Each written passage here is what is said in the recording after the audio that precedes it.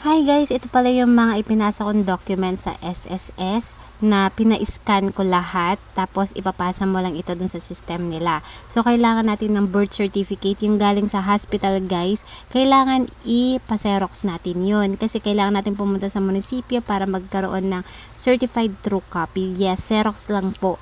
Okay, kailangan yung resibo na ibibigay mula sa munisipyo kasi magbabayad ka doon, i-attach nila yan. So wag mo iwawala, ipapascan mo rin yan.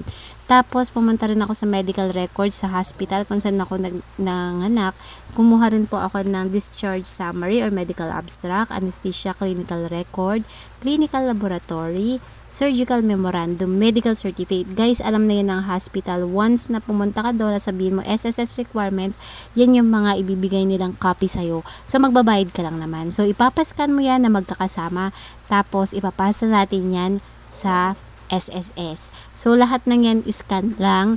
Tapos, ito yung requirements pag ikaw ay na CS. Lahat yan ay scan lang. Tapos, pasa mo lang. So, guys, yun sa akin, after kong ipasa, na-approve kinabukasan. Tapos, kinabukasan. So, 3 days lang nakuha ko na yung aking benefits. Okay? So, yan lang. Ipa-scan mo lang siya. Guys, inform ko lang kayo na ipa-scan mo siya ng magkakasama sa isang folder. Sabihin mo lang yun sa computer shop or sa inyo, isa-isang folder tapos i-attach mo magkakasama sa SSS system. Yun lang. Bye!